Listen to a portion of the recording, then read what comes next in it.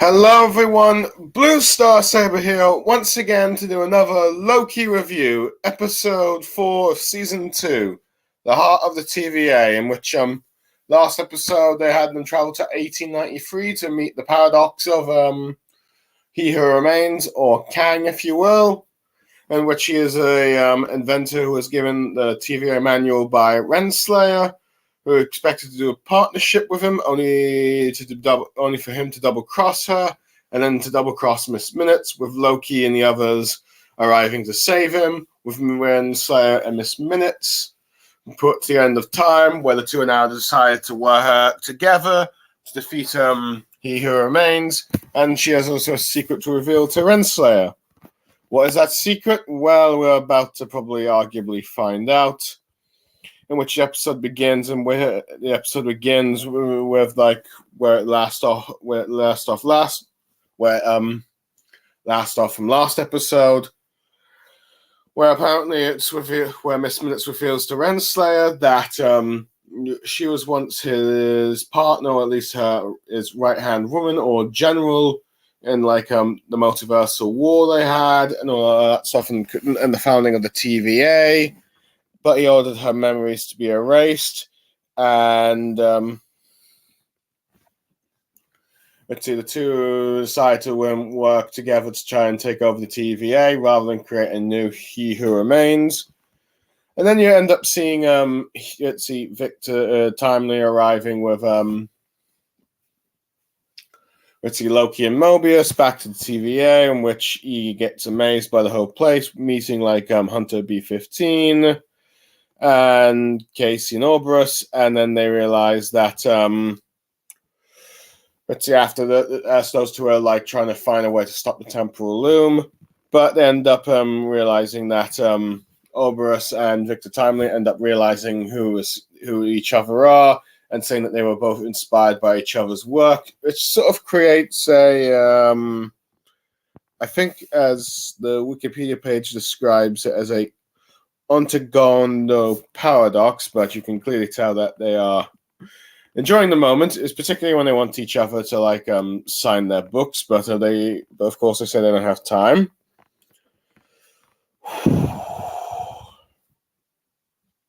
With them explain that they need to put the sort of multiplier in the launcher and have it in docked, and you see, Sylvia is also there, but she just expresses doubt that Timely can actually help them.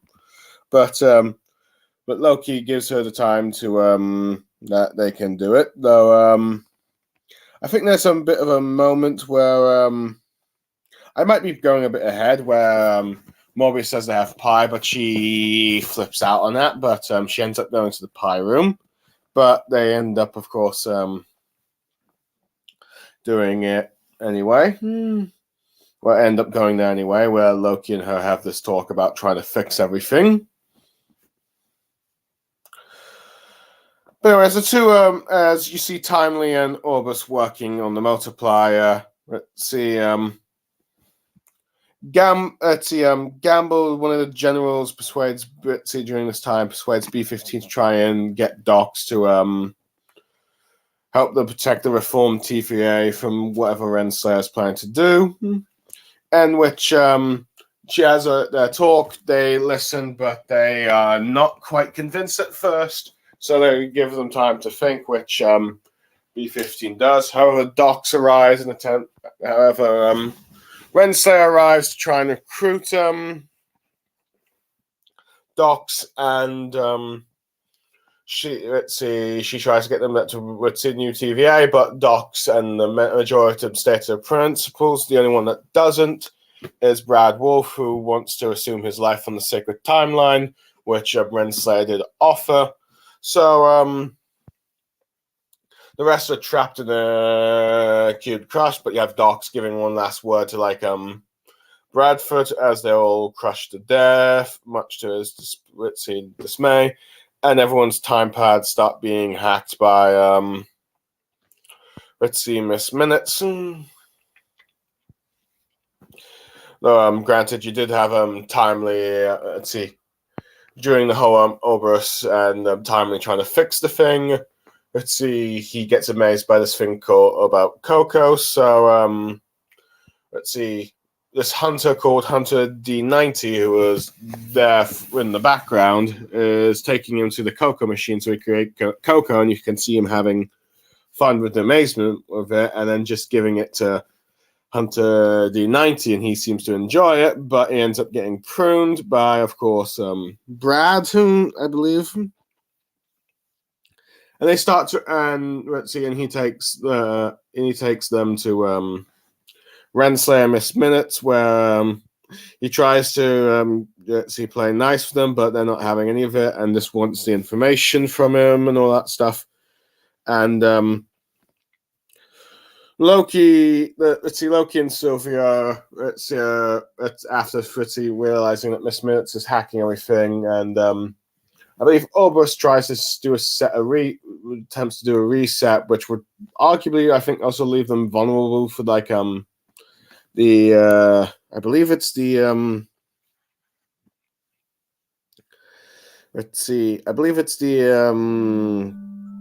the temporal loom. We'll leave it vulnerable for the TVA, but sorry, that was my alarm. So let's see. You have Sylvia possess Bradford. He prunes Renslayer, and she's arguably who knows where, but everything has gone offline. But Miss Minutes has one last spite towards Victor Timely, saying he'll never be he who remains, as the system has rebooted. So I should mention that she gets Wolf during this the reason Brad Wolf ends up Fritzy pruning Renslayer is because she gets her to investigate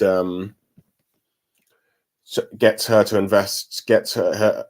to investigate some sort of blackout, and this is where Sylvia possesses him. Then he comes back sounding like Sylvia, confusing Renslayer until he actually prunes her, and then he's back. Then he's back to his normal self, and has wondered what he goes on. But with timely returned to where the temporal loom is, and they have Timely's temporal scanned, and with the whole running out of time thing, Loki offers to go through the launch thing, which there's a little back and forth between Loki and Mobius before about whose turn it is to go. But Loki was a bit reluctant about whose turn and all that stuff, but he seems like he was more than willing to. But Timely ends up offering, since since he designed the device, and and given the whole situation, everyone remains optimistic that they can do it, and Timely is all dressed and ready to try and do it, and rushes it. But he seems to be incinerated or spaghettified, as I think the MCU Wiki describes it. From just for my notes for my recap of the episode, and as a result, the plan fails, and the temporal radiation exceeds the chamber, and everyone realizes that they're kind of screwed, and they can't do nothing,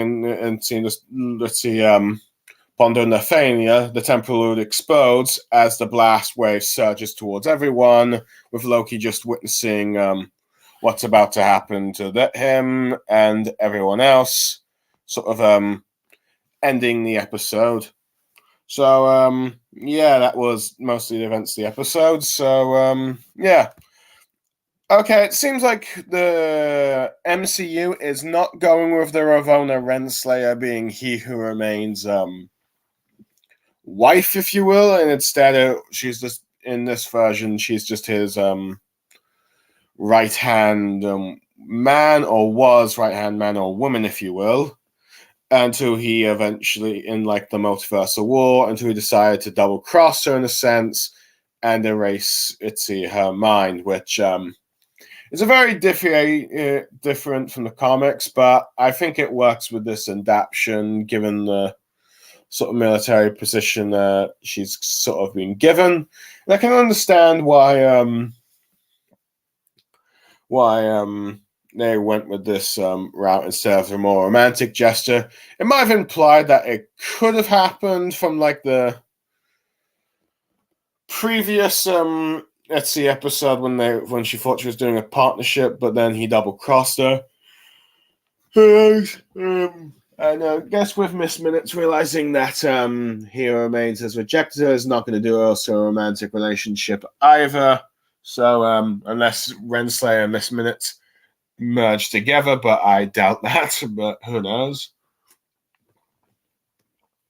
Or some other comic book, logic that makes her like the Renslayer. I think most Marvel comic fans would be more aware of.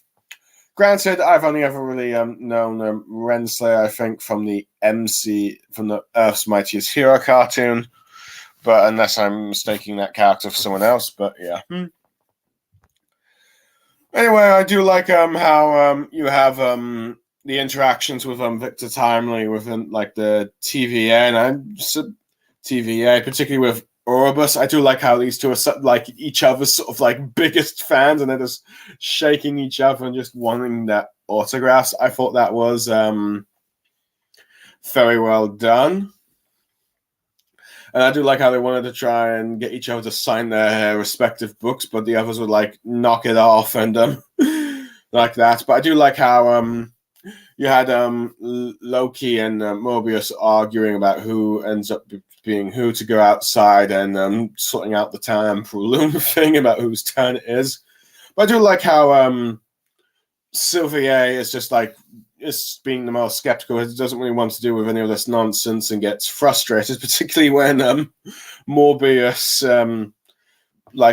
just says, "How about we just go have some pie and eat and relax for a bit?" But she's like, "How can you think of that? How can you think of doing that in this sort of situation?" And I can't necessarily blame her for this, since it's like there are many timelines that have been pruned, and let's see, she's like and since she cares about that, it doesn't seem like Mobius does, especially when she ends up asking him, have you even checked your timeline, or what timeline you refer, what your life was in the sacred timeline? But and this seems to get to Mobius to a bit, but I do like how Loki is the one that tries to calm her down, and what they need to try and like just keep this new reformed TVA and try and save all the other remaining timelines from being completely destroyed, and saying that even though yes, but sparing Victor Timely, we have a chance of saving this place. So I quite like that. But I do like how also B Hunter 15 is B Hunter 15 is sort of becoming more of the de facto leader of the TVA, and she doesn't quite realize it yet. As she tries to get Gamble to like take charge, but she says like, we'll do it the way that Docs did, but you're leading a new TVA. And you persuaded her to change. You can probably do the same to Docs. And I do like how, Brad tries to, when you get to like Brad, he's trying to do like a speech of what they want to do, but Docs points out his BS when he like abandoned for like his own like actor performance thing, which it's true. But I do like how you had Hunter B-15 trying to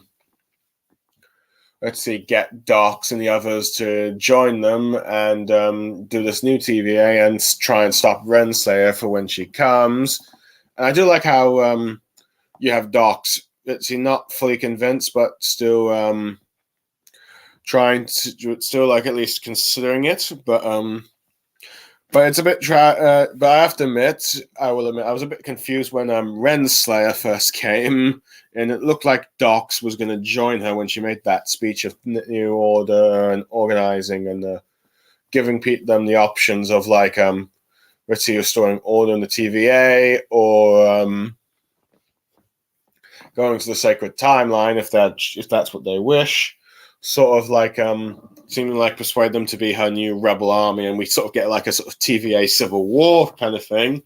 But it seems like I'll give credit to Docs. She seems to have her principles, and would rather choose death than follow her whatever crazy TVA that Renslayer is doing. But Brad, ever the person who just like he cares for himself kind of situation, just falls in line with Renslayer. I do like how Docs gives him like this one last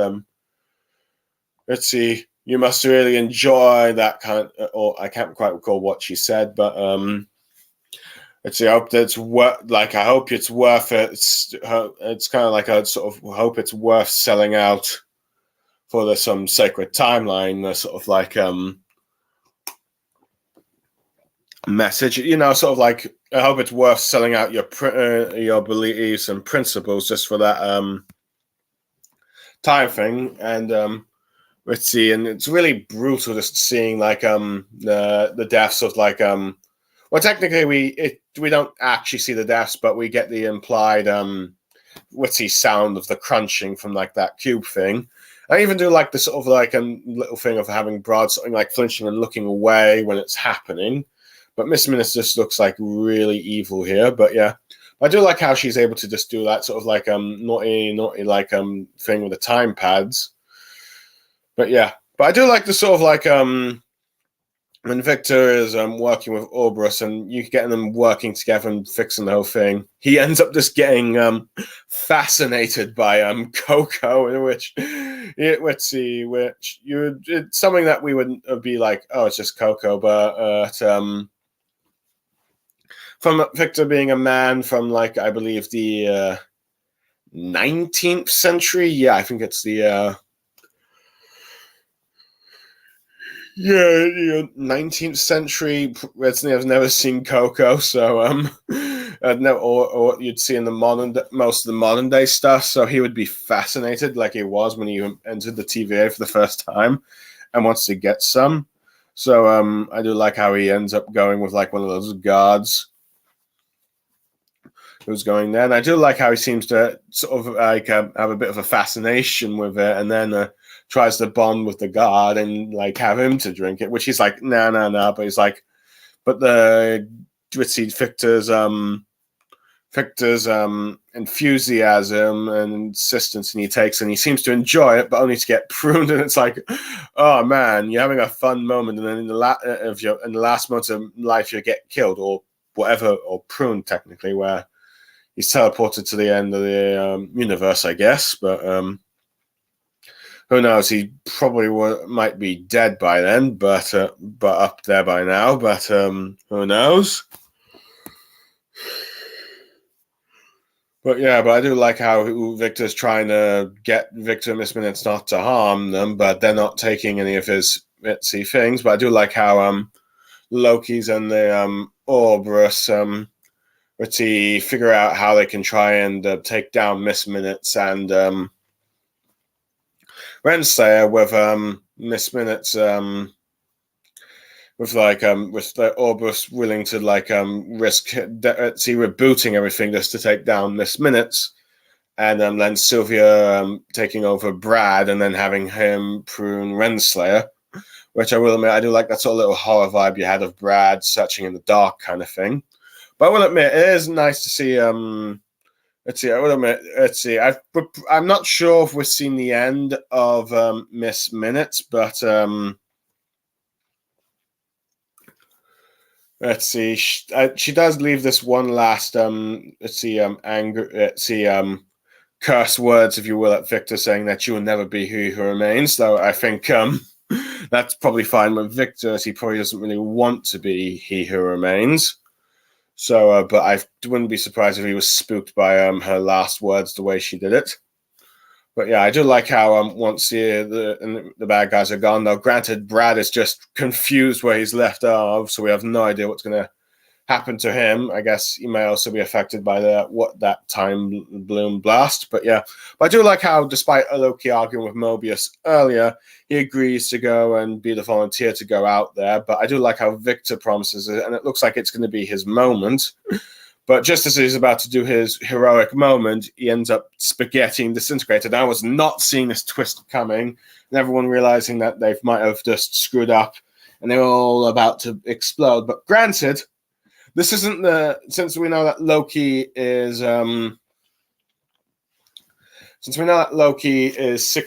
six episodes a season, and this is episode 4. We know that all these characters are probably not going to die, but it is a hell of a cliffhanger to leave it on. And but I will admit, if this was the last episode of the season, I think it would have been a very